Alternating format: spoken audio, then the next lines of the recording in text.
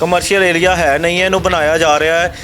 ਕਾਂਗਰਸ ਅਕਾਲੀ ਜਾਂ ਕਾਂਗਰਸ ਪਲੱਸ ਅਕਾਲੀ ਇਹਨਾਂ ਨੇ ਸਾਰੇ ਲੀਡਰਾਂ ਨੇ ਸਾਰਾ ਕੁਝ ਮਿਲ ਕੇ ਕਰਾਇਆ ਹੈ। ਕੰਸਟਰਕਸ਼ਨ ਸ਼ੁਰੂ ਕਰਨ ਤੋਂ ਬਾਅਦ ਉਹਨਾਂ ਨੇ ਕੋਈ ਆਇਰਨ ਰੋਡ ਜਾਂ ਕੋਈ ਪਿਲਰ ਇਸ ਤਰ੍ਹਾਂ ਦੇ ਦਿੱਤੇ ਜਿਸ ਕਰਕੇ ਬਾਕੀ ਬਣੀ ਬਿਲਡਿੰਗ ਨੂੰ ਕੋਈ ਖਤਰਾ ਨਾ ਹੋਵੇ। ਪਿਲਰ ਦਿੱਤੇ ਹੁੰਦੇ ਤੇ ਅੱਜ ਸਾਡੀਆਂ ਨੀਹਾਂ ਕਿਉਂ ਜਾਂਦੀਆਂ। ਟਿਊਸ਼ਨ ਪੜ੍ਹ ਰਹੀ ਸੀ 5:30 ਵਜੇ ਉਹ ਟਿਊਸ਼ਨ ਪੜ੍ਹ ਕੇ ਚਲ ਗਏ ਆ। 6:15 ਵਜੇ ਦੀ ਇਹ ਘਟਨਾ ਵਾ। ਦੇਖੋ ਜੇ ਬੱਚਿਆਂ ਨੂੰ ਕੁਝ ਹੋ ਜਾਂਦਾ। ਇਹਦੇ ਵਿੱਚ 60 ਫੀਟ ਦਾ ਤੁਸੀਂ ਦੇਖੋਗੇ ਟ੍ਰੈਂਚ ਖੋਦ ਕੇ ਰੱਖਿਆ ਹੋਇਆ ਸੀ ਇਹਨਾਂ ਨੇ। ਮਕਸਦ ਇਹ ਸੀਗਾ ਕਿ ਇਹ ਸਾਰੇ ਮਕਾਨ ਥੱਲੇ ਚਲੇ ਜਾਣ ਤੇ ਬਾਅਦ ਦੇ ਵਿੱਚ ਇਹ ਸਾਰੀ ਜਿਹੜੀ ਜ਼ਮੀਨ ਹੈ, ਜੋ ਮਕਾਨਾਂ ਦੀ ਜਿਹੜੀ ਜ਼ਮੀਨ ਹੈ, ਪਲਾਟ ਹੈ, ਉਹ ਵੀ ਉਹ ਕਬਜ਼ੇ ਕਰ ਲੈਣ।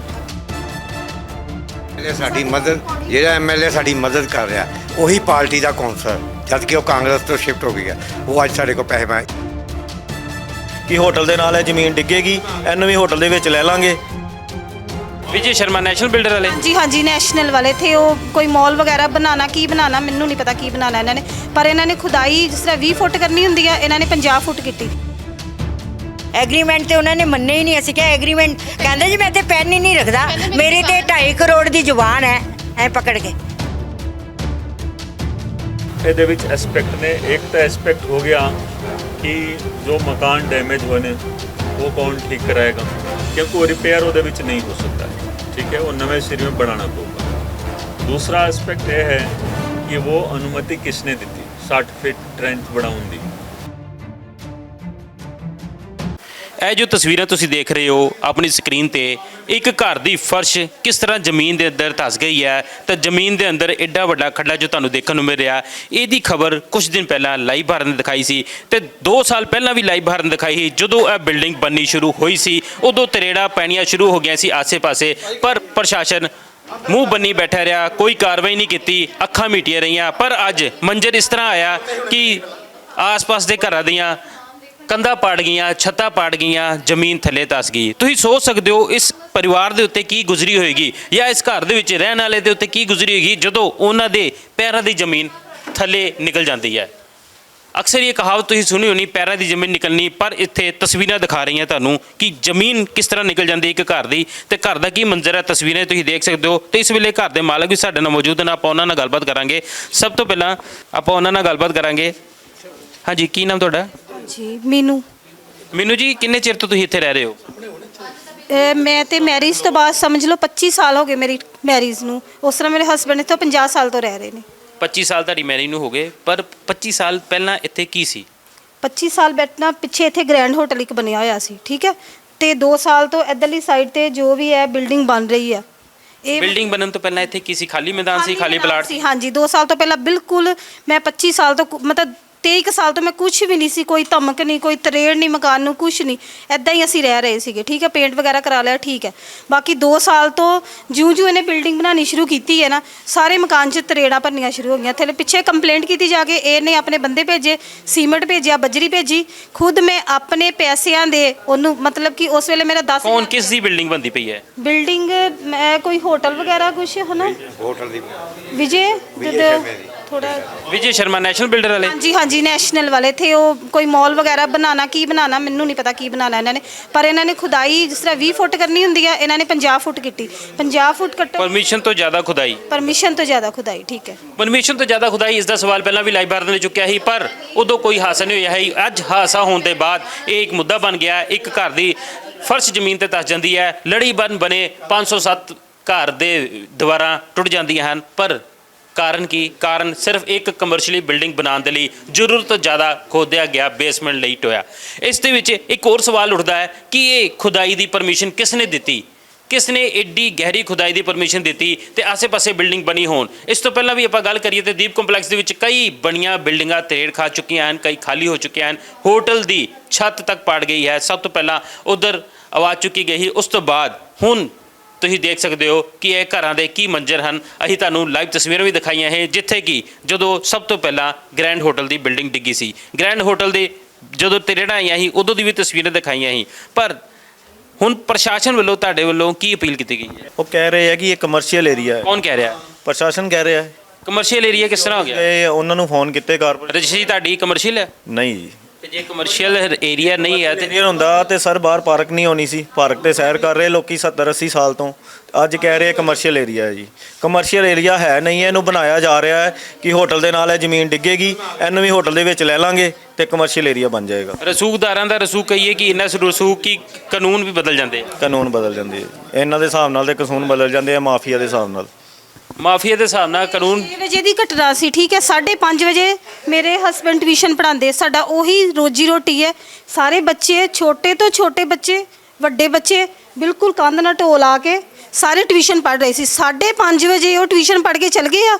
6:15 ਵਜੇ ਦੀ ਇਹ ਘਟਨਾ ਵਾ। ਦੇਖੋ ਜੇ ਬੱਚਿਆਂ ਨੂੰ ਕੁਝ ਹੋ ਜਾਂਦਾ, ਸਾਨੂੰ ਕੁਝ ਹੋ ਜਾਂਦਾ। ਮੇਰੇ ਹਸਬੰਡ ਸਾਹਮਣੇ ਸੋਫੇ ਤੇ ਬੈਠੇ, ਉਹ ਵੀ ਸੋਫਾ ਟੇਢਾ ਹੋਇਆ ਸੀ। ਸਾਰੀਆਂ ਤੁਸੀਂ ਤਸਵੀਰਾਂ ਦੇਖ ਕੇ, ਥੱਲੇ ਜ਼ਮੀਨ ਨਹੀਂ, ਸੋਫਾ ਅੜਿਆ ਪਿਆ। ਜੇ ਕਿਸੇ ਨੂੰ ਕੁਝ ਹੋ ਜਾਂਦਾ ਤੇ ਫਿਰ ਕੌਣ ਜ਼ਿੰਮੇਵਾਰ ਸੀ? ਇਸ ਦੀ ਜ਼ਿੰਮੇਵਾਰੀ ਕੌਣ ਲੈ ਰਿਹਾ? ਇਹਦੇ ਜ਼ਿੰਮੇਵਾਰੀ ਸਰ ਕੋਈ ਨਹੀਂ ਲੈ ਰਿਹਾ। ਹਰ ਕੋਈ ਦੇਖੋ ਇਹ ਮੇਰਾ ਬ੍ਰਦਰ ਆ, ਅਗਲੇ ਦਿਨ ਆਇਆ। ਮੈਂ ਸਾਰੀ ਰਾਤ ਨਹੀਂ ਸੁੱਤੀ ਕਿਉਂਕਿ ਮੈਨੂੰ ਦਿਮਾਗ ਵਿੱਚ ਸੀ ਕਿ ਮੇਰਾ 골ਡ ਵਾਲਾ, ਠੀਕ ਹੈ, ਮੇਰਾ ਕੀਮਤੀ ਸਮਾਨ ਸਮਝ ਲਓ, ਤੁਸੀਂ ਸਮਝ ਸਕਦੇ ਜੇ। ਮੇਰੀ ਸਾਰੀ ਜ਼ਿੰਦਗੀ ਦੀ ਪੂੰਜੀ ਮੈਂ ਆਪਣੇ ਦੀਵਾਨ 'ਚ ਇੱਕ ਸਾਈਡ ਤੇ ਰੱਖੀ ਹੋਈ ਸੀ, ਉਹ ਵੀ ਨੁੱਕਰ ਵਿੱਚ, ਔਰ ਨੁੱਕਰ 'ਚ ਰੱਖੀ ਹੋਈ ਸੀ। ਬੈੱਡ ਖੋਲ ਕੇ ਨੁੱਕਰ 'ਚ ਰੱਖੀ ਹੋਈ ਸੀ। ਮੈਂ ਸਾਰੀ ਰਾਤ ਸੋਚਾਂ ਕਿ ਇਹ ਵੀ ਨਾ ਰਿਹਾ, ਜੇ ਉਹ ਵੀ ਨਾ ਰਿਹਾ ਤੇ ਮੈਂ ਕੀ ਕਰਾਂਗੀ, ਠੀਕ ਹੈ। ਅਗਲੇ ਦਿਨ ਮੇਰਾ ਬ੍ਰਦਰ ਆਇਆ, ਅਲਮਾਰੀਆਂ ਵੀ ਉੱਥੋਂ ਕੱਢੀਆਂ। ਮੈਂ ਕਿਸੇ ਨੂੰ ਵੀ ਕਮਰੇ 'ਚ ਨਹੀਂ ਸੀ ਜਾਣ ਦੇਂਦੀ। ਮੈਂ ਆਪਣੀ ਸ਼ਿਕਾਇਤ ਕਰਨ ਗਈ, ਮੈਂ ਆ ਕੇ ਦੇਖਿਆ ਮੇਰੇ ਬ੍ਰਦਰ ਨੇ ਅਲਮਾਰੀਆਂ ਵੀ ਕੱਢੀਆਂ, ਇੱਧਰੋਂ ਅਲਮਾਰੀ ਵੀ ਕੱਢੀ, ਡਰੈਸਿੰਗ ਟੇਬਲ ਕੱਢਿਆ। ਫਿਰ ਉਹ ਰੱਸੀਆਂ ਨਾਲ ਬੰਨ੍ਹ ਕੇ ਖਿੱਚ ਰਿਹਾ ਸੀ। ਖਿੱਚਣ ਦੀ ਕੋਸ਼ਿਸ਼ ਕੀਤੀ, ਉਹ ਥੋੜਾ ਜਿਹਾ ਥੱਲੇ ਚਲ ਗਿਆ। ਫਿਰ ਅਸੀਂ ਇਹ ਗਾਰਡਰਾਂ ਨਾਲ ਉਹਨੂੰ ਬੈੱਡ ਬੰਨ੍ਹ ਕੇ ਰੱਖਿਆ। ਉਧਰਲੀ ਸਾਈਡ ਤੇ ਗਏ ਪਰਮਿਸ਼ਨ ਲੈਣ ਵਾਸਤੇ ਕਿ ਅਸੀਂ ਇਸ ਤਰ੍ਹਾਂ ਕਰਦੇ ਹਾਂ, ਅਸੀਂ ਆਪਣਾ ਬੈੱਡ ਨੀਚੇ ਸੁੱਟਾਂਗੇ, ਸਾਡੇ 2 ਬੰਦੇ ਨੀਚੇ ਜਾਣਗੇ, ਇੱਕ ਬੈਗ ਤੋਂ ਇਲਾਵਾ ਕੁਝ ਨਹੀਂ ਲੈ ਕੇ ਆਣਗੇ। 1 ਘੰਟਾ ਸਾਨੂੰ ਕਿਸੇ ਨੇ ਪਰਮਿਸ਼ਨ ਨਹੀਂ ਦਿੱਤੀ ਜਾਣ ਦੀ। ਫਿਰ ਨੁਕਸਾਨ ਤੁਹਾਡਾ ਹੋਇਆ, ਸਮਾਨ ਤੁਹਾਡਾ ਡਿੱਗਿਆ ਤਾਂ ਤੁਹਾਨੂੰ ਹੀ ਪਰਮਿਸ਼ਨ ਨਹੀਂ? ਸਾਨੂੰ ਹੀ ਨਹੀਂ ਪਰਮਿਸ਼ਨ, ਕਹਿੰਦੇ ਨੀਚੇ ਕੋਈ ਨਹੀਂ ਜਾ ਸਕਦਾ। ਮੇਰਾ ਵੱਡਾ ਬੇਟਾ ਇਸ ਵੇਲੇ ਡਿਊਟੀ ਤੇ ਗਿਆ ਹੋਇਆ, ਠੀਕ ਹੈ, ਨਰਸਿੰਗ ਦੀ। ਇਹ ਮੇਰਾ ਬ੍ਰਦਰ, ਇਹ ਦੋਨੇ ਜਣੇ ਗਏ। ਮੈਂ ਭੇਜ ਦਿੱਤਾ ਉਸੇ ਵੇਲੇ, ਪੁਲਿਸ ਵਾਲੇ 2 ਮੇਰੇ ਲਾਗੇ ਆ ਕੇ ਖਲੋ ਗਏ। ਇਹ ਨੀਚੇ ਕਿੰਨੇ ਭੇਜਿਆ ਇਹਨਾਂ ਨੂੰ? ਨੀਚੇ ਮੈਂ ਕਿਹਾ ਮੈਂ ਭੇਜਿਆ, ਉਹ ਨੀਚੇ ਕਰੇ ਉੱਥੇ ਪਹੁੰਚ ਚੁੱਕੇ ਹੋਏ ਸੀ ਕਿਉਂਕਿ ਉਹਨਾਂ ਨੇ ਤੇ ਨੀਚੇ ਜਾਣਾ ਨਹੀਂ ਸੀ। ਮੈਂ ਕਿਹਾ ਮੈਂ ਭੇਜਿਆ ਆਪਣੀ ਜ਼ਿੰਮੇਵਾਰੀ ਤੇ ਆਪਣੇ ਬੱਚਿਆਂ ਨੂੰ ਭੇਜਿਆ, ਮੈਂ ਆਪਣੇ ਬ੍ਰਦਰ ਨੂੰ ਭੇਜਿਆ, ਠੀਕ ਹੈ। ਉਹ ਚਲੋ ਬੈਗ ਲੈ ਕੇ ਆ ਗਏ, ਠੀਕ ਹੈ। ਮਨ 'ਚ ਖੁਸ਼ੀ ਆ ਕਿ ਚਲੋ ਮੇਰਾ ਥੋੜਾ ਜਿਹਾ ਤੇ ਆਇਆ। ਫਿਰ 4 ਦਿਨ ਬਾਅਦ SK ਕੀ ਆ ਉਹ ਸਾਡੀ ਗਲੀ ਦਾ ਕਾਉਂਸਲਰ, ਉਹ ਆਇਆ। ਮੈਂ ਕਿਹਾ ਤੁਸੀਂ ਹੁਣ 4 ਦਿਨ ਬਾਅਦ ਦੇਖਣ ਆ ਗਏ ਜੇ? ਕਹਿੰਦੇ ਤੁਸੀਂ ਦੱਸੋ ਹੋਰ ਤੁਸੀਂ ਕੀ ਚਾਹੁੰਦੇ ਹੋ? ਮੈਂ ਕਿਹਾ ਇਹ ਚਾਹੁੰਦੀ ਆ ਕਿ ਜਿਹੜਾ ਭਰਿਆ ਸਮਾਨ ਤੁਸੀਂ ਵੀਡੀਓ 'ਚ ਦਿਖਾ ਸਕਦੇ ਜੇ, ਬਿਲਕੁਲ ਪੈਕ ਪਿਆ ਹੋਇਆ ਉੱਥੇ, ਤੁਸੀਂ ਬਾਰਿਸ਼ ਦੀ ਉਡੀਕ ਕਰ ਰਹੇ ਹੋ। ਮੇਰੇ ਵਾਸਤੇ ਉਹ ਮੇਰਾ ਸਮਾਨ ਆ, ਤੁਹਾਡੇ ਵਾਸਤੇ ਉਹ ਮਿੱਟੀ ਆ। ਜੇ ਤੁਸੀਂ ਕਢਵਾ ਸਕਦੇ ਤੇ ਕਢਵਾ ਦਿਓ। ਕਹਿੰਦੇ ਸਵੇਰੇ 8 ਵਜੇ ਬੰਦੇ ਆ ਜਾਣਗੇ। ਮੈਂ ਸਵੇਰੇ 8 ਵਜੇ ਉਹਨਾਂ ਦੇ ਬੰਦਿਆਂ ਨੂੰ ਫੋਨ ਕਰ ਰਹੀ ਹਾਂ, ਕਹਿੰਦੇ ਜੀ ਸਮਾਨ ਤੇ ਅਸੀਂ ਕੱਢ ਦਾਂਗੇ, ਪੈਸੇ ਕੌਣ ਦੇਗਾ? ਮੈਂ ਮਤਲਬ ਕਿ ਪੈਸੇ, ਇੱਕ ਤਾਂ ਤੁਹਾਡਾ ਨੁਕਸਾਨ ਹੋ ਗਿਆ ਤੇ ਦੂਸਰਾ ਤੁਹਾਡਾ ਸਮਾਨ ਕੱਢਣ ਦੇ ਲਈ ਪੈਸੇ ਮੰਗੇ ਜਾ ਮੰਗ ਰਹੇ ਜੇ। ਇਹ SK ਵਾਲੇ ਨੇ ਜਿਹੜੇ ਬੰਦੇ ਲਿਆਂਦੇ, ਉਹ ਮੰਗ ਰਹੇ। ਮੈਂ SK ਵਾਲੇ ਨੂੰ ਫੋਨ ਕੀਤਾ, ਮੈਂ ਕਿਹਾ SK ਵਾਲੇ ਕੌਣ? ਇਹ ਜਿਹੜੇ ਸਾਡੀ ਗਲੀ ਦਾ ਕਾਉਂਸਲਰ ਹੈ। ਕਾਉਂਸਲਰ ਪੈਸੇ ਮੰਗ ਰਹੇ? ਉਹਦਾ ਕਾਉਂਸਲਰ ਲਾਗੇ ਬੈਠਾ, ਹੁਣੇ ਮੈਂ ਦਿਖਾਇਆ ਸੀ, ਉਹਦਾ ਤੇ ਬਿਲਕੁਲ ਹੀ ਰੰਗ ਉੱਡ ਗਿਆ ਕਿ ਇਹ ਮੈਂ ਕੀ ਹੋ ਗਿਆ। ਇਹਦੀ ਸਪੈਸ਼ਲ ਸਾਡੇ ਕੋਲ ਰਿਕਾਰਡਿੰਗ ਪਈ ਹੋਈ ਹੈ, ਇਹਨੇ ਸਾਡੇ ਕੋਲ ਪੈਸੇ। ਮੈਂ SK ਵਾਲੇ ਨੂੰ ਫੋਨ ਕੀਤਾ, SK ਵਾਲੇ ਕਹਿੰਦੇ ਹਾਂ ਜੀ ਪੈਸੇ ਤੇ ਤੁਹਾਨੂੰ ਦੇਣੇ ਹੀ ਪੈਣਗੇ, ਤੇ ਪ੍ਰਾਈਵੇਟ ਬੰਦੇ ਆ।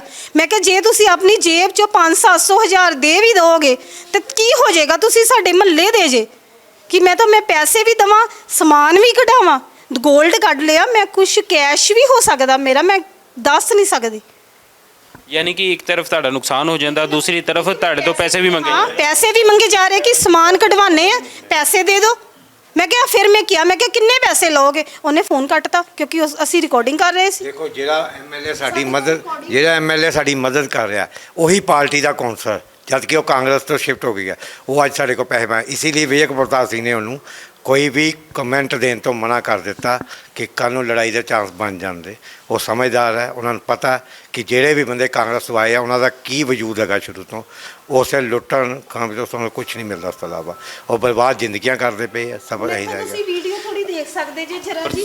ਮੈਂ ਵੀ ਸਵਾਲ ਤਾਂ ਇਹੀ ਉੱਠਦਾ ਹੈ ਕਿ ਜਿਹੜੇ ਬੰਦੇ ਪਹਿਲਾਂ ਕਾਂਗਰਸ 'ਚ ਸੀ ਉਹ ਆਮ ਆਦਮੀ ਪਾਰਟੀ 'ਚ ਆ ਜਾਂਦੇ ਤੇ ਕਿ ਆਪ ਦੇ ਬੰਦੇ ਬਣ ਜਾਂਦੇ ਹਨ। ਸੋਚ ਥੋੜੀ ਬਦਲ ਜਾਂਦੀ ਹੈ, ਸੋਚ ਨਹੀਂ ਬਦਲਦੀ ਨਾ, ਸੋਚ ਤੇ ਉਹੀ ਰਹਿਣੀ ਹੈ ਜੋ ਉਹਨਾਂ ਦੇ ਖਰਚੇ ਆ। ਜੋ ਫਿਲਹਾਲ ਆਪਾਂ ਗੱਲ ਕਰੀਏ ਘਰ ਦੀ, ਜਿਹੜਾ ਤੁਹਾਡਾ ਡੈਮੇਜ ਹੋਇਆ, ਇਹਦੇ ਨੁਕਸਾਨ ਭਰਪਾਈ ਦੇ ਲਈ ਤੁਸੀਂ ਕੋਈ ਐਪਲੀਕੇਸ਼ਨ, ਅਪੀਲ ਜਾਂ ਮੁਕੱਦਮਾ ਕੀਤਾ?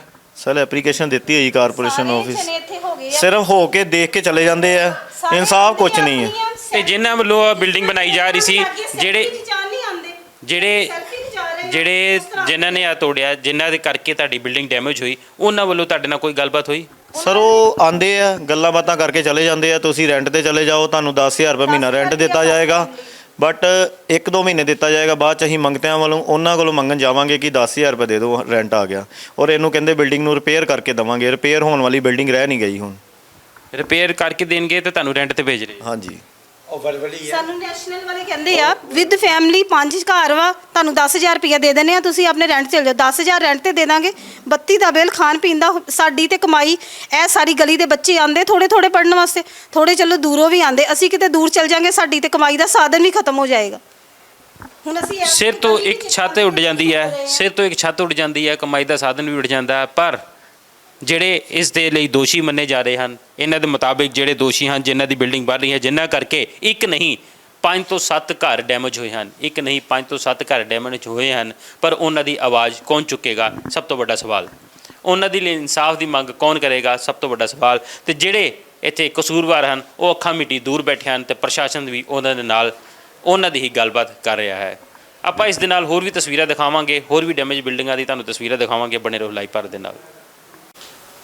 ਹੁਣ ਇਹ ਤਸਵੀਰਾਂ ਜੋ ਆਪਾਂ ਤੁਹਾਨੂੰ ਦਿਖਾਈਆਂ ਸੀ 112 ਨੰਬਰ ਮਕਾਨ ਦੀਆਂ ਸੀ, ਹੁਣ 113-14 ਮਕਾਨ ਦੀ ਤਸਵੀਰਾਂ ਤੁਹਾਨੂੰ ਦਿਖਾ ਰਹੇ ਹਾਂ। ਸਭ ਤੋਂ ਪਹਿਲਾਂ ਤੁਸੀਂ ਉੱਪਰ ਦੇਖ ਸਕਦੇ ਹੋ ਕਿਸ ਤਰ੍ਹਾਂ ਅੱਧੀ ਬਿਲਡਿੰਗ ਡਿੱਗ ਚੁੱਕੀ ਹੈ, ਅੱਧੀ ਦੀ ਇੱਥੇ ਕੰਧ ਖੜੀ ਹੈ। ਤੇ ਜਦੋਂ ਬਿਲਡਿੰਗ ਡਿੱਗੀ ਸੀ ਉਸ ਵੇਲੇ ਇਸ ਮਕਾਨ ਦੇ ਅੰਦਰ ਆ ਕੇ ਇੱਟਾਂ ਡਿੱਗੀਆਂ ਸਨ। ਉਸ ਵੇਲੇ ਅਗਰ ਜੇ ਕੋਈ ਇਸ ਵਿਹੜੇ 'ਚ ਖੇਡ ਰਿਹਾ ਹੁੰਦਾ ਬੱਚਾ ਜਾਂ ਕੋਈ ਖਲੋਤਾ ਹੁੰਦਾ ਤਾਂ ਉਸ ਦੇ ਨਾਲ ਕੀ ਹਰਸ਼ ਹੋਣਾ ਸੀ, ਇਹ ਤਾਂ ਤੁਸੀਂ ਅੰਦਾਜ਼ਾ ਤਸਵੀਰਾਂ ਦੇਖ ਕੇ ਲਗਾ ਸਕਦੇ ਹੋ। ਦੂਸਰੀ ਚੀਜ਼ ਆਪਾਂ ਤੁਹਾਨੂੰ ਦਿਖਾਵਾਂਗੇ ਅੰਦਰ ਫਰਸ਼ ਕਿਸ ਤਰ੍ਹਾਂ ਜ਼ਮੀਨ ਦੇ ਅੰਦਰ ਜੱਦੋਜਹਿਦ ਜ਼ਮੀਨ ਦੇ ਅੰਦਰ ਧੱਸਦਾ ਚਲਾ ਜਾ ਰਿਹਾ ਹੈ। ਪਹਿਲਾ ਕਾਰਨ ਕਿ ਇੱਥੇ ਬਿਲਡਿੰਗ ਬਣਦੀ ਹੈ ਕਮਰਸ਼ੀਅਲ ਬਿਲਡਿੰਗ ਦਾ ਜਿਹੜਾ ਮਿੱਟੀ ਪੁੱਟੀ ਜਾਂਦੀ ਹੈ, ਟੋਇਆ ਇੰਨਾ ਜ਼ਿਆਦਾ ਡੂੰਘਾ ਬੇਸਮੈਂਟ ਬਣਾਉਣ ਦੇ ਲਈ ਕਰ ਦਿੱਤਾ ਜਾਂਦਾ ਕਿ ਆਸ-ਪਾਸ ਦੀਆਂ ਸਾਰੀ ਬਿਲਡਿੰਗ ਦੀ ਤਰੇੜ ਆ ਜਾਂਦੀ ਹੈ। ਬਾਰ-ਬਾਰ ਕੰਪਲੇਂਟ ਵੀ ਕੀਤੀ ਜਾਂਦੀ ਹੈ, ਪਰ ਕੰਪਲੇਂਟ ਦੀ ਸੁਣਵਾਈ ਨਾ ਤਾਂ ਡਿਪਾਰਟਮੈਂਟ ਕਰਦਾ ਨਾ ਬਿਲਡਰ ਕਰਦਾ। ਨਤੀਜਾ ਇਹ ਹੁੰਦਾ ਜੋ ਤੁਸੀਂ ਤਸਵੀਰਾਂ 'ਚ ਦੇਖ ਰਹੇ ਹੋ। ਨਤੀਜਾ ਇਹ ਹੈ ਕਿ ਫਰਸ਼ ਜ਼ਮੀਨ ਦੇ ਅੰਦਰ ਮਕਾਨ ਦੇ ਥੱਲੇ ਦੀ ਜ਼ਮੀਨ ਹੀ ਸਾਰੀ ਗਾਇਬ ਹੋ ਗਈ। ਇਹ ਨਤੀਜਾ ਹੈ। ਇਹ ਸਾਡੇ ਅੰਮ੍ਰਿਤਸਰ ਦੇ ਮਿਊਨਿਸਪਲ ਕਾਰਪੋਰੇਸ਼ਨ ਦੀ ਕਾਰਗੁਜ਼ਾਰੀ ਹੈ, ਉਹਨਾਂ ਦੀ ਇਨਵੈਸਟੀਗੇਸ਼ਨ ਹੈ, ਜੋ ਕਿ ਉਹਨਾਂ ਦੀ ਪਰਮਿਸ਼ਨ ਹੈ, ਜਿਹੜੀ ਪਰਮਿਸ਼ਨ ਦੇ ਬਾਅਦ ਇਹ ਬਿਲਡਿੰਗ ਬਣਾਉਣ ਦੇ ਲਈ, ਬੇਸਮੈਂਟ ਬਣਾਉਣ ਦੇ ਲਈ ਮਿੱਟੀ ਪੁੱਟੀ ਜਾਂਦੀ ਹੈ ਤੇ ਆਸ-ਪਾਸ ਦੀ ਬਿਲਡਿੰਗ, ਆਸ-ਪਾਸ ਦੀਆਂ ਮਕਾਨ ਕਿਸ ਤਰ੍ਹਾਂ ਜਰਜਰ ਹਾਲਾਤ ਦੇ ਵਿੱਚ ਹੋ ਜਾਂਦੇ ਹਨ, ਉਹਦੀਆਂ ਤਸਵੀਰਾਂ ਤੁਸੀਂ ਦੇਖ ਰਹੇ ਹੋ। ਤੇ ਇੱਥੇ ਦੇ ਮਕਾਨ ਦੇ ਹੀ ਮਾਲਕਾਂ ਨਾਲ ਵੀ ਗੱਲਬਾਤ ਕਰਾਂਗੇ ਤੇ ਉਹਨਾਂ ਨਾਲ ਸਭ ਤੋਂ ਪਹਿਲਾਂ ਇਹ ਜਾਣਨ ਦੀ ਕੋਸ਼ਿਸ਼ ਕਰਾਂਗੇ ਕਿ ਤੁਸੀਂ ਕਿੰਨੇ ਚਿਰ ਤੋਂ ਇੱਥੇ ਰਹਿ ਰਹੇ ਹੋ? ਬੇਟੇ ਅਸੀਂ ਇੱਥੋਂ 50 ਸਾਲ ਹੋ ਗਏ ਸਾਨੂੰ। 50 ਸਾਲ ਹੋ ਗਏ। ਪੁਰਾਣਾ ਮਕਾਨ ਹੈ, ਲੇਕਿਨ ਮੈਂ 36-37 ਸਾਲ ਹੋਏ ਹੈ ਜਦ ਮੇਰੀ ਮੈਰਿਜ ਹੋਈ। ਮੈਂ ਇੱਥੇ 37 ਸਾਲ ਤੋਂ ਮਕਾਨ ਦੇ ਪਿੱਛੇ ਤੁਸੀਂ ਇਹ ਜੋ ਪਲਾਟ ਜਿੱਥੇ ਤੁਸੀਂ ਦੇਖ ਰਹੇ ਹੋ ਅੱਜ ਬੇਸਮੈਂਟ ਬਣਾਉਣ ਦੇ ਲਈ ਟੋਇਆ ਪੁੱਟਿਆ ਗਿਆ, ਉੱਥੇ ਕੀ ਸੀ? ਉੱਥੇ ਪਿੱਛੇ ਜੋ ਹੋਟਲ ਬਣਾਉਣਾ ਸੀ ਉਹਨੇ 5 ਸਟਾਰ ਕੋਈ ਜਦੋਂ ਤੁਸੀਂ ਆਏ ਸੀ 35-36 ਸਾਲ ਪਹਿਲਾਂ ਉੱਥੇ ਕੀ ਸੀ? ਤੇ ਕੁਝ ਨਹੀਂ, ਖਾਲੀ ਜਗ੍ਹਾ ਸੀ ਬਿਲਕੁਲ। ਖਾਲੀ ਮੈਦਾਨ 2 ਸਾਲ ਪਹਿਲਾਂ ਤੱਕ ਖਾਲੀ ਮੈਦਾਨ। ਹਾਂਜੀ ਬਿਲਕੁਲ ਖਾਲੀ ਮੈਦਾਨ ਸੀ। 2020 ਚ ਕੰਸਟਰਕਸ਼ਨ ਸ਼ੁਰੂ ਹੋਈ, 19-20 ਚ ਕੰਸਟਰਕਸ਼ਨ ਸ਼ੁਰੂ 19-20 ਚ ਕੰਸਟਰਕਸ਼ਨ ਸ਼ੁਰੂ ਹੋਈ ਹੈ। ਉਹਦੇ ਤੋਂ ਹੀ ਇਹ ਧਮਾਕੇ ਜੇ ਪਿੱਛੋਂ ਆਉਂਦੇ ਰਹੇ, ਬੜੀਆਂ ਆਵਾਜ਼ਾਂ ਆਉਂਦੀਆਂ ਸਾਡੇ। ਇਹ ਫਰਸ਼ ਵੀ ਉਦੋਂ ਵੀ ਸਾਰੇ ਧਰਮ ਉਦੋਂ ਆਵਾਜ਼ ਆਉਂਦੀ ਸੀ ਤੇ ਸਾਨੂੰ ਨਹੀਂ ਸੀ ਪਤਾ ਲੱਗ ਰਿਹਾ ਕਿ ਇਹਨੇ ਇਤਨੀ ਜ਼ਿਆਦਾ ਡੂੰਘਾਈ 50 ਫੁੱਟ ਇਹਨੇ ਨੀਚੇ ਕੀਤੀ ਹੈ। ਇਹ ਤੇ ਜਦ ਸਾਡੇ ਮਕਾਨ 'ਚ ਅੱਜ ਤੋਂ 6-7 ਮਹੀਨੇ ਪਹਿਲੇ ਜਦ ਤਰੇੜਾਂ ਆਉਣੀਆਂ ਸ਼ੁਰੂ ਹੋਈਆਂ ਤਦ ਸਾਨੂੰ ਪਤਾ ਲੱਗਾ ਕਿ ਸਾਡੇ ਧੂਰ ਕੋਠੇ ਉੱਪਰ ਸਾਈਡ ਤੋਂ ਇੰਨੀ ਦੀਵਾਰਾਂ 'ਚ ਇੰਨੀ ਜ਼ਿਆਦਾ ਵਿੱਥ ਹੋ ਗਈ ਸੀ। ਤਦ ਸਾਨੂੰ ਪਤਾ ਲੱਗਾ ਕਿ ਇਹ ਪ੍ਰੋਬਲਮ ਉਹਦੇ ਕਰਕੇ ਹੋਈ ਹੈ ਕਿ ਇਹਨੇ ਨੀਚੋਂ ਸਾਡੀਆਂ ਮਕਾਨ ਦੀਆਂ ਨੀਹਾਂ ਹੀ ਹਿਲਾ ਛੱਡੀਆਂ। ਇਹ ਕਿਸ ਦੀ ਅੱਗੇ ਕੰਸਟਰਕਸ਼ਨ ਕਿਹਨਾਂ ਵੱਲੋਂ ਕੀਤੀ ਜਾ ਰਹੀ ਹੈ? ਵਿਜੇ ਸ਼ਰਮਾ ਵੱਲੋਂ ਕੀਤੀ ਜਾ ਰਹੀ ਹੈ ਸਰ। ਵਿਜੇ ਸ਼ਰਮਾ ਵੱਲੋਂ ਕੀ ਬਣਾਇਆ ਜਾ ਰਿਹਾ? ਇਹ 5 ਸਟਾਰ ਹੋਟਲ ਕਹਿ ਰਹੇ ਬਣਾ ਰਹੇ ਇੱਥੇ। 5 ਸਟਾਰ ਹੋਟਲ ਬਣਾਇਆ ਜਾਏ ਜਾਂ ਕੋਈ ਮਾਲ ਬਣਾਇਆ ਜਾਏ, ਪਰ ਸਭ ਤੋਂ ਪਹਿਲਾਂ ਕਾਨੂੰਨ ਦੀ ਪਾਲਣਾ ਕਰਨੀ ਜ਼ਰੂਰੀ ਹੈ। ਆਸ-ਪਾਸ ਦੀ ਬਲੀ ਬਿਲਡਿੰਗ ਦੀ ਦੇਖਭਾਲ ਜ਼ਰੂਰੀ ਹੈ। ਉਹਨਾਂ ਨੇ ਤੁਹਾਡੀ ਬਿਲਡਿੰਗ ਤੋਂ ਕਿੰਨੀ ਜਗ੍ਹਾ ਛੱਡ ਕੇ ਕੰਸਟਰਕਸ਼ਨ ਸ਼ੁਰੂ ਕੀਤੀ? ਉਹ ਤੇ ਕਹਿ ਰਹੇ 5 ਫੁੱਟ ਜਦ ਕਿ 20 ਫੁੱਟ ਹੋਣੀ ਚਾਹੀਦੀ ਹੈ। 5 ਫੁੱਟ ਛੱਡ ਕੇ ਕੰਸਟਰਕਸ਼ਨ ਸ਼ੁਰੂ ਕੀਤੀ। ਕੰਸਟਰਕਸ਼ਨ ਸ਼ੁਰੂ ਕਰਨ ਤੋਂ ਬਾਅਦ ਉਹਨਾਂ ਨੇ ਕੋਈ ਆਇਰਨ ਰੋਡ ਜਾਂ ਕੋਈ ਪਿੱਲਰ ਇਸ ਤਰ੍ਹਾਂ ਦੇ ਦਿੱਤੇ ਜਿਸ ਕਰਕੇ ਬਾਕੀ ਬਣੀ ਬਿਲਡਿੰਗ ਨੂੰ ਕੋਈ ਖਤਰਾ ਨਾ ਹੋਵੇ? ਪਿੱਲਰ ਦਿੱਤੇ ਹੁੰਦੇ ਤੇ ਅੱਜ ਸਾਡੀਆਂ ਨੀਹਾਂ ਕਿਉਂ ਜਾਂਦੀਆਂ? ਪਹਿਲੇ ਇਸ ਗੱਲ ਦਾ ਜਵਾਬ। ਪਿੱਲਰ ਹੀ ਨਹੀਂ ਸੀ, ਪਿੱਲਰ ਹੈ ਹੀ ਨਹੀਂ ਤੇ ਸਾਡੀਆਂ ਨੀਹਾਂ ਹੀ ਚਲੀਆਂ ਗਈਆਂ। ਸਰ ਜਦੋਂ ਸਾਡਾ ਮਕਾਨ ਦੇ ਥੱਲੋਂ ਹੀ ਸਪੇਸ ਖਤਮ ਹੋ ਗਈ, ਜੇ ਪਿੱਲਰ ਹੁੰਦੇ ਤੇ ਸਪੇਸ ਹੀ ਕਿਉਂ ਖਤਮ ਹੁੰਦੀ? ਤੁਹਾਡੇ ਵੱਲੋਂ ਇਹਨਾਂ ਨੂੰ ਕੰਪਲੇਂਟ ਕੀਤੀ ਗਈ? ਇਹਨਾਂ ਨੂੰ ਇਸ ਚੀਜ਼ ਦੇ ਬਾਰੇ ਕੰਪਲੇਂਟ ਕੀਤੀ ਗਈ? ਜਦ ਇਹ ਤਰੇੜਾਂ ਹੋਈਆਂ ਸਰ, ਉਹ ਮੇਰੇ ਕੋਲ ਖੁਦ ਆਏ। ਮੈਂ ਉਹਨਾਂ ਨੂੰ ਕਿਹਾ ਦੇਖੋ ਸਰ ਮੇਰੇ ਹਸਬੈਂਡ ਨਹੀਂ ਹੈਗੇ, ਮੇਰੇ ਬੱਚੇ ਦੋਨੋਂ ਲੁਧਿਆਣੇ ਰਹਿੰਦੇ ਆ, ਮੈਂ ਤੇ ਮੇਰੀ ਬੇਟੀ ਇੱਥੇ ਇਕੱਲੇ ਹੈਗੇ ਆ। ਤੇ ਇਹ ਦੇਖੋ ਤੁਸੀਂ, ਇਹ ਮਕਾਨ ਦਾ ਇੰਨਾ ਬੁਰਾ ਹਾਲ ਤੁਸੀਂ ਕਰਾ ਦਿੱਤਾ, ਮੈਂ ਕਿਸ ਤਰ੍ਹਾਂ ਠੀਕ ਕਰਵਾ ਸਕਦੀ ਹਾਂ? ਮੇਰੇ ਤੇ ਸਾਰੇ ਨੀਹਾਂ ਤੱਕ ਪਾਣੀ ਚਲਾ ਜਾਏਗਾ। ਮੈਨੂੰ ਉਹਨਾਂ ਨੇ ਹੱਥ ਜੋੜ ਕੇ ਕਹਿੰਦੇ ਆ, ਨਹੀਂ ਜੀ ਭੈਣ ਜੀ, ਅਸੀਂ ਤੇ ਨੀਹਾਂ ਤੇ ਬਹੁਤ ਪੱਕੀਆਂ ਬਣਾਈਆਂ ਹੈ, ਅਸੀਂ ਥੱਲੇ ਗਾਰਡਰ ਪਵਾਏ, ਉਹਨਾਂ ਪੱਕਾ ਉਹਨਾਂ ਦਾ ਕੰਮ ਕੀਤਾ ਹੈ, ਤੁਸੀਂ ਘਬਰਾਓ ਨਾ, ਤੁਹਾਡੀ ਨੀਹਾਂ ਨੂੰ ਕੁਝ ਨਹੀਂ ਹੋਏਗਾ, ਤੁਹਾਡੇ ਮਕਾਨ ਨੂੰ ਕੁਝ ਨਹੀਂ ਹੋਏਗਾ। ਉਹਨਾਂ ਨੇ ਬਾਅਦ ਰਿਪੇਅਰਿੰਗ ਵਾਸਤੇ ਭੇਜ ਦਿੱਤਾ, ਲੇਕਿਨ ਰਿਪੇਅਰਿੰਗ ਵੀ ਕਰਵਾਈ ਹੈ ਤੇ ਦੁਬਾਰਾ ਤਰੇੜਾਂ ਪੈਣੀਆਂ ਸ਼ੁਰੂ ਗਈਆਂ, ਹੋਰ ਜ਼ਿਆਦਾ ਆਉਣ ਲੱਗ ਗਈਆਂ। ਤਰੇੜਾਂ ਵੱਧਦੇ ਵੱਧਦੇ ਦੇਖੋ ਇਹ ਕੰਮ ਹੋ ਗਿਆ। ਤੁਹਾਡੇ ਵੱਲੋਂ ਕੰਪਲੇਂਟ ਇਸ ਤੋਂ ਪਹਿਲਾਂ ਕੀਤੀ ਗਈ ਸੀ ਕਿਸੇ ਨੂੰ? 6 ਮਹੀਨੇ ਅਸੀਂ ਪਹਿਲੇ ਕੀਤੀ ਹੈ, ਥਾਣੇ ਰਿਪੋਰਟ ਲਿਖਾਈ ਹੈ। ਅਸੀਂ 5-7 ਘਰ ਮਿਲ ਕੇ ਉੱਥੇ ਲਿਖਤ ਦੇ ਕੇ ਆਏ ਹਾਂ ਬਈ ਇਹਦੀ ਇਹ ਪ੍ਰੋਬਲਮ ਹੈ। ਤੇ ਕੀ ਕਾਰਵਾਈ ਕੀ ਕੀਤੀ ਗਈ ਪ੍ਰਸ਼ਾਸਨ? ਇਹ ਥੋੜੀ ਦੇਰ ਸਟੇ ਲਿਆ, ਮੁੜ ਕੇ ਫਿਰ ਉਹਨੇ ਕੰਮ ਸ਼ੁਰੂ ਕਰ ਦਿੱਤਾ। 4-5 ਦਿਨ ਪਹਿਲੇ ਉਹਨੇ ਕੰਮ ਪਹਿਲੇ ਜਿਹੜੀ ਜਿਸ ਤਰ੍ਹਾਂ 5 ਦਿਨ ਹੋ ਗਏ ਵੀਰਵਾਰ, ਉਸ ਤੋਂ 4-5 ਦਿਨ ਪਹਿਲੇ ਹੀ ਆਵਾਜ਼ਾਂ ਆਉਣੀਆਂ ਸ਼ੁਰੂ ਹੋ ਗਈਆਂ ਸੀ ਕਿ ਇਹਨੇ ਕੰਮ ਦੁਬਾਰਾ ਕਹਿੰਦੇ ਸ਼ੁਰੂ ਕਰਾਉਣਾ ਸ਼ੁਰੂ ਕਰਤਾ। ਸਾਨੂੰ ਮਸ਼ੀਨਾਂ ਦੀ ਆਵਾਜ਼ ਆਉਣ ਲੱਗੀਆਂ। ਗ੍ਰੈਂਡ ਹੋਟਲ ਜਿਹੜਾ ਨਾਲ ਹੈ ਉਹਦੇ ਅਕੋਰਡਿੰਗ ਅੱਜ ਸਾਨੂੰ ਪਤਾ ਲੱਗ ਰਿਹਾ ਹੈ ਕਿ ਉਹਦੇ ਕੋਲ ਇਹ ਵੀ ਹੈ ਕਿ ਪ੍ਰੂਫ ਹੈ ਸਾਡੇ ਕੋਲ ਕਿ ਉਸ ਸਟੇ ਦੇ ਦੌਰਾਨ ਜਦੋਂ ਉਹਨਾਂ ਦਾ ਕੰਮ ਕੋਈ ਨਹੀਂ ਸੀ ਚੱਲ ਰਿਹਾ ਤੇ ਉਹਨਾਂ ਨੇ ਇੱਥੇ ਥੱਲੇ ਇਹਨਾਂ ਦੇ ਬੰਦੇ ਦੇਖੇ ਆ ਜਿਹੜੇ ਕੰਮ ਚੱਲ ਰਹੇ ਸੀ, ਔਰ ਜੀਸੀਬੀ ਦੀ ਖੁਦਾਈਆਂ ਵੀ ਦੇਖੀਆਂ ਉਹਨਾਂ ਨੇ। ਇਹ ਉਹਨਾਂ ਕੋਲ ਸ਼ਾਇਦ ਮੋਬਾਈਲ ਤੇ ਰਿਕਾਰਡਡ ਵੀ ਹੈ ਜਾਂ ਕਿਸ, ਯਾਨੀ ਕਿ 50-60 ਡੂੰਘਾ ਟੋਇਆ ਪੁੱਟਣ ਦੇ ਬਾਵਜੂਦ ਅੰਦਰ ਖੁਦਾਈ ਚਾਲੂ ਸੀ। ਸਰ 50 ਫੁੱਟ ਹੋਵੇ 40 ਫੁੱਟ ਹੋਵੇ ਕੁਝ ਹੋਵੇ, ਅੱਜ ਕੁੰਵਰ ਪ੍ਰਤਾਪ ਸਿੰਘ ਜੀ ਨੇ ਕਿਹਾ ਕਿ 40 ਫੁੱਟ ਵੀ ਸਿੱਧੀ ਬ੍ਰੀਚ ਹੈ ਰੈਜ਼ੀਡੈਂਸ਼ੀਅਲ ਏਰੀਆ ਦੇ ਵਿੱਚ ਹੋ ਹੀ ਨਹੀਂ ਸਕਦੀ। ਸਾਨੂੰ ਨਹੀਂ ਪਤਾ ਕਿਸ ਤਰ੍ਹਾਂ ਹੋਈ ਕਿਸ ਤਰ੍ਹਾਂ ਨਹੀਂ ਹੋਈ, ਪਰ ਉਹਦਾ ਅਸਰ ਜੋ ਅੱਜ ਹੋ ਰਿਹਾ ਤੁਸੀਂ ਆਪ ਦੇਖ ਸਕਦੇ ਹੋ। ਬਿਲਡਿੰਗਸ ਜਿਹੜੀਆਂ ਬਿਲਕੁਲ ਹਵਾ 'ਚ ਲਹਿਰਾ ਰਹੀਆਂ, ਉਹਨਾਂ ਦਾ ਫਿਊਚਰ ਸਾਨੂੰ ਪਤਾ ਨਹੀਂ ਕਿ ਮੀਂਹ ਬਾਰਿਸ਼ ਪੈ ਜਾਵੇ। ਤੁਹਾਡੀ ਰਜਿਸਟਰੀ ਕਮਰਸ਼ੀਅਲ ਹੈ ਕਿ ਰੈਜ਼ੀਡੈਂਸ਼ੀਅਲ ਹੈ? ਸਰ ਰੈਜ਼ੀਡੈਂਸ਼ੀਅਲ ਪਲਾਟ ਆ, ਪੁਰਾਣਾ ਪਲਾਟ ਹੈ, ਔਰ ਅਸੀਂ ਅੱਜ ਕਿੰਨੇ ਸਾਲਾਂ ਤੋਂ ਇਕੱਠੇ, ਭਾਵੇਂ ਇੱਥੇ ਕੁਝ ਫੈਮਲੀਆਂ ਰਹਿੰਦੀਆਂ ਕੁਝ ਨਹੀਂ ਰਹਿੰਦੀਆਂ ਪਈਆਂ, ਬਟ ਸਟਿਲ ਅਸੀਂ ਦੁੱਖ ਦੀ ਘੜੀ ਸੁੱਖ ਦੀ ਘੜੀ 'ਚ ਇੱਕ ਜਗ੍ਹਾ ਖੜੇ ਆ। ਪਰ ਇਹਨਾਂ ਵੱਲੋਂ ਕਿਹਾ ਜਾ ਰਿਹਾ ਕਿ ਕਮਰਸ਼ੀਅਲ ਏਰੀਆ ਸਰ। ਸਰ ਇਹ ਤੁਸੀਂ ਹੁਣੇ ਪ੍ਰੈਸ ਕਾਨਫਰੰਸ ਅਟੈਂਡ ਕਰਕੇ ਆਏ ਹੋ ਬਾਹਰ, ਇਹ ਟੋਟਲ ਕਮਰਸ਼ੀਅਲ ਏਰੀਆ ਦੇਖ ਸਕਦੇ ਹੋ ਤੁਸੀਂ, ਔਰ ਅੱਜ ਦਾ ਨਹੀਂ ਬਹੁਤ ਪੁਰਾਣਾ ਏਰੀਆ ਹੈ ਤੇ ਉਹਨੂੰ ਕਮਰਸ਼ੀਅਲ, ਉਹ ਵਿਜੇ ਸ਼ਰਮਾ ਕਹਿਣਾ ਚਾਹੁੰਦਾ ਹੈ ਕਿ ਇਹ ਕਮਰਸ਼ੀਅਲ ਹੈ, ਇਹ ਰੈਜ਼ੀਡੈਂਸ਼ੀਅਲ ਨਹੀਂ ਹੈ, ਪਰ ਇਹ ਰੈਜ਼ੀਡੈਂਸ਼ੀਅਲ ਏਰੀਆ ਹੈ, ਇਹ ਨਹੀਂ ਹੈ। ਇਸ ਉਹੀ ਮੇਰਾ ਸਵਾਲ ਸੀ, ਜੇ ਉਹਨਾਂ ਵੱਲੋਂ ਤੁਹਾਨੂੰ ਕਮਰਸ਼ੀਅਲ ਏਰੀਆ ਦੱਸਿਆ ਜਾ ਰਿਹਾ ਤੇ ਤੁਹਾਡੀ 35 ਸਾਲ ਪੁਰਾਣੀ ਜਿਹੜੀ ਰਜਿਸਟਰੀ ਹੈ ਉਹ ਰੈਜ਼ੀਡੈਂਸ਼ੀਅਲ? ਸਰ ਇਹ ਰੈਜ਼ੀਡੈਂਸ਼ੀਅਲ ਰਜਿਸਟਰੀ ਇਹ ਸਾਰਾ ਇੰਪਰੂਵਮੈਂਟ ਟਰਸਟ ਦੇ ਵੱਲੋਂ ਬਣਾਇਆ ਗਿਆ, ਸਾਡੇ ਬਜ਼ੁਰਗਾਂ ਵੱਲੋਂ। ਉਹ ਉਸੇ ਤਰ੍ਹਾਂ ਹੀ ਕੰਸਟਰਕਟਡ ਪਰਿਵਾਰ ਦੇ ਹਿਸਾਬ ਦੇ ਨਾਲ ਉਸ ਤਰ੍ਹਾਂ ਹੀ ਚੱਲ ਰਿਹਾ। ਅਸੀਂ ਅੱਗੋਂ ਉਸ ਤਰ੍ਹਾਂ ਹੀ ਵਿਚਰ ਰਹੇ ਹਾਂ, ਸਾਡੇ ਡਿਸੈਂਡੈਂਟਸ, ਅਸੀਂ ਉਹਨਾਂ ਦੇ ਡਿਸੈਂਡੈਂਟਸ ਹਾਂ, ਅਸੀਂ ਉਸ ਤਰ੍ਹਾਂ ਹੀ ਰਹਿ ਰਹੇ ਹਾਂ। ਬਸ ਇਹ ਹੈ ਕਿ ਕੁਝ ਆਪਣੇ ਘਰ ਦੇ ਕਮਾਈ ਦੇ ਕਾਰਨ ਕੋਈ ਕਿੱਥੇ ਸੈਟਲ ਹੈ ਕੋਈ ਕਿੱਥੇ ਸੈਟਲ ਹੈ। ਸਾਡੇ ਵੱਡੇ ਬਜ਼ੁਰਗ ਹੈਗੇ ਤਾਇਆ ਜੀ, ਉਹ MP ਸੈਟਲਡ ਹੈ। ਸਾਡੇ ਮੇਰੇ ਫਾਦਰ ਤੇ ਮੈਂ ਫਤਿਹਗੜ੍ਹ ਸਾਹਿਬ ਚਲੇ ਗਏ ਸੀ, ਉੱਥੇ ਸੈਟਲਡ ਹਾਂ। ਤੇ ਪਿੱਛੇ ਪਰਿਵਾਰ ਦੇ ਵਿੱਚੋਂ ਮੇਰੇ ਚਾਚਾ ਜੀ ਦਾ ਪਰਿਵਾਰ ਇੱਥੇ ਮੌਜੂਦਾ ਰਹਿ ਰਿਹਾ ਸੀਗਾ। ਤੇ ਇਹ ਹੈ ਕਿ ਵੀ ਅਸੀਂ ਇਕੱਠੇ ਹਾਂ, ਹਜੇ ਵੀ ਅਸੀਂ ਸਾਰੇ ਹੀ ਦੁੱਖ ਸੁੱਖ ਦੇ ਵਿੱਚ ਵਿਚਰਦੇ ਹਾਂ, ਸਾਰੇ ਰਹਿ ਰਹੇ ਹਾਂ ਇੱਕ ਥਾਂ ਤੇ ਹੀ। ਇਹ ਜੱਦੀ ਪਰਿਵਾਰ ਦਾ ਮਕਾਨ ਹੈ, ਅਸੀਂ ਉਹਨਾਂ ਨੂੰ ਕੋਈ ਨੁਕਸਾਨ ਨਹੀਂ। ਸਵਾਲ ਇਹ ਹੈ ਤੁਹਾਡੇ ਮਕਾਨ ਨੂੰ ਨੁਕਸਾਨ ਹੋਇਆ, ਇਹਦੀ ਭਰਪਾਈ ਲਈ ਵਿਜੇ ਸ਼ਰਮਾ ਵੱਲੋਂ ਕੀ ਕਿਹਾ ਗਿਆ? ਵਿਜੇ ਸ਼ਰਮਾ ਉਹਨਾਂ ਨੇ ਕਿਹਾ ਸੀ ਕਿ ਤੁਸੀਂ, ਅਸੀਂ ਕਿਹਾ ਵੀ ਸਾਨੂੰ ਕੋਈ ਕਰੋ ਵੀ, ਅਸੀਂ ਨੂੰ ਕਿਸ ਤਰ੍ਹਾਂ ਕਰੀਏ, ਅਸੀਂ ਟੁੱਟ ਭੱਜ ਗਏ, ਅਸੀਂ ਸੜਕਾਂ ਤੇ ਬੈਠੇ ਹਾਂ। ਅਸੀਂ ਕਹਿੰਦਾ ਤੁਹਾਨੂੰ ਬਣਵਾ ਕੇ ਦੇਵਾਂਗੇ, ਠੀਕ ਹੈ। ਅਸੀਂ ਕਿਹਾ ਵੀ ਉੱਥੇ ਕਿਰਾਇਆ ਹੀ ਬਹੁਤ ਜ਼ਿਆਦਾ, ਜੇ ਤੁਸੀਂ ਇਹ ਕੰਸਟਰਕਸ਼ਨ ਉਹਨਾਂ ਵੱਲੋਂ ਇਹ ਵੀ ਕਿਹਾ ਜਾ ਰਿਹਾ ਕਿ 10,000 ਰੁਪਏ ਤੁਹਾਨੂੰ ਮਿਲ ਜਾਏਗਾ, ਤੁਸੀਂ ਕਿਰਾਏ ਤੇ ਚੱਲ ਜਾਓ। ਅਸੀਂ ਕਿਰਾਇਆ ਤੁਹਾਨੂੰ 10,000 ਕਿਰਾਇਆ ਵੀ ਦਾਂਗੇ ਤੇ ਤੁਹਾਨੂੰ ਕੀ ਕਹਿੰਦੇ ਨੇ ਮੂਵਰ ਪੈਕਰਸ ਵੀ ਅਸੀਂ ਕਰਵਾ ਕੇ ਦੇਵਾਂਗੇ, ਤੇ ਉਸ ਤੋਂ ਬਾਅਦ ਤੁਹਾਡਾ ਮਕਾਨ ਵੀ ਪੂਰਾ ਵੈਲ ਫਰਨਿਸ਼ ਕਰਾ ਕੇ ਦੇਵਾਂਗੇ। ਲਿਖਿਤ ਤੌਰ ਤੇ ਗੱਲ ਹੋਈ ਹੈ, ਜ਼ਬਾਨੀ ਗਈ? ਬਿਲਕੁਲ ਜ਼ਬਾਨੀ ਐਗਰੀਮੈਂਟ ਤੇ ਉਹਨਾਂ ਨੇ ਮੰਨੇ ਹੀ ਨਹੀਂ। ਅਸੀਂ ਕਿਹਾ ਐਗਰੀਮੈਂਟ, ਕਹਿੰਦੇ ਜੀ ਮੈਂ ਤੇ ਪੈਨ ਹੀ ਨਹੀਂ ਰੱਖਦਾ, ਮੇਰੀ ਤੇ 2.5 ਕਰੋੜ ਦੀ ਜ਼ੁਬਾਨ ਹੈ, ਐ ਪਕੜ ਕੇ ਮੇਰੀ 2.5 ਕਰੋੜ ਦੀ ਜ਼ੁਬਾਨ ਹੈ। ਮੈਂ ਬਿਲਕੁਲ ਸੱਚੀ ਗੱਲ ਕਹਿਣਾ, ਤੁਸੀਂ ਮੇਰਾ ਪਰਿਵਾਰ ਹੈ, ਤੁਸੀਂ ਮੇਰੇ ਭੈਣ ਭਰਾ ਹੋ, ਇਹ ਉਹ ਇਤਨੀਆਂ ਉਹ ਗੱਲਾਂ ਕਰਦੇ ਪਏ। ਪਰ ਅੱਗੋਂ ਤੁਹਾਡਾ ਕੀ ਫੈਸਲਾ ਹੈ? ਫੈਸਲਾ ਸਾਨੂੰ ਦੁਬਾਰਾ ਕਰਾ ਕੇ ਦਈਏ। ਅਸੀਂ ਆਪਣੇ ਘਰ 'ਚ ਬੈਠੇ ਹਾਂ, ਸਾਨੂੰ ਰੀਕਨਸਟਰਕਟ ਕਰਵਾ ਕੇ ਦਿਓ, ਪਰ ਲੀਗਲੀ ਸਾਰੇ ਕਾਗਜ਼ਾਤ ਤਿਆਰ ਕਰਵਾ ਕੇ ਫਿਰ ਲੀਗਲੀ ਸਾਨੂੰ ਤਿਆਰ ਕਰਵਾ, ਵਰਬਲੀ ਕੁਝ ਨਹੀਂ ਹੋਣਾ। ਅੱਜ ਅਸੀਂ ਘਰੋਂ ਬਾਹਰ ਚਲੇ ਜਾਂਦੇ ਹਾਂ, ਪਿੱਛੋਂ ਡਿਮੋਲਿਸ਼ ਕਰ ਦਿੱਤਾ ਜਾਂਦਾ ਹੈ, ਉਸ ਤੋਂ ਬਾਅਦ ਅਸੀਂ ਕਿਹਨੂੰ ਕਵਾਂਗੇ ਤੇ ਅਸੀਂ ਕਿਹਦੇ ਨਾਲ ਲੜਾਂਗੇ? ਇੰਨੀ ਸਾਡੇ ਕੋਲ ਮੈਨ ਪਾਵਰ ਨਹੀਂ ਹੈ, ਇੰਨੀ ਸਾਡੇ ਕੋਲ ਵਿਲ ਪਾਵਰ ਨਹੀਂ ਹੈ, ਨਾ ਸਾਡੇ ਕੋਲ ਫਾਈਨੈਂਸ ਹੈ ਨਾ ਕਿ ਅਸੀਂ ਲੜ ਸਕੀਏ।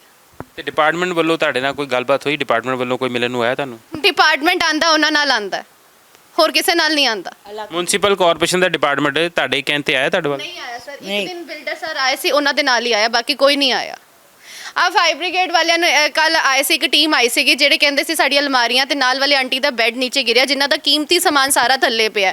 ਅੱਜ ਇੱਕ ਬਾਰਿਸ਼ ਹੋ ਜਾਂਦੀ ਹੈ, ਉਹ ਸਮਾਨ ਖਤਮ ਹੋ ਜਾਏਗਾ, ਵੈਸੇ ਹੀ 4 ਦਿਨ ਤੋਂ ਧੁੱਪ ਦੇ ਵਿੱਚ ਪਿਆ ਹੋਇਆ। ਕੱਲ ਇੱਕ ਟੀਮ ਆਈ ਸੀ, ਕਹਿੰਦੇ ਸੀ ਸਵੇਰੇ 9 ਵਜੇ ਅਸੀਂ ਕਢਾ ਕੇ ਦਾਂਗੇ। ਜਦੋਂ ਅਸੀਂ ਸਵੇਰੇ 9 ਵਜੇ ਉਹਨਾਂ ਨੂੰ ਕਾਲ ਕੀਤੀ ਹੈ, ਉਹ ਕਹਿੰਦੇ ਨੇ ਕਿ ਕਿੰਨੀ ਪੇਮੈਂਟ ਦੋਗੇ। ਪੇਮੈਂਟ ਹਾਲੇ ਵੀ ਪੇਮੈਂਟ ਯਾਨੀ ਕਿ ਉਹ ਡਿਪਾਰਟਮੈਂਟ ਵੱਲੋਂ ਆਏ ਸੀ, ਬਿਲਡਰ ਵੱਲੋਂ ਆਏ ਸੀ, ਕਿਹਦੇ ਵੱਲੋਂ ਆਏ ਸੀ ਜਿਹੜੇ ਕਿ ਪੇਮੈਂਟ ਮੰਗਣ ਸੀ? ਕਾਉਂਸਲਰ ਸਰ ਇੱਕ ਪਰਸਨ ਲੈ ਕੇ ਆਏ ਸੀ, ਸਾਨੂੰ ਨਹੀਂ ਪਤਾ ਕਿ ਉਹ ਪ੍ਰਾਈਵੇਟ ਸੀ ਜਾਂ ਗਵਰਨਮੈਂਟ ਦਾ ਸੀਗਾ।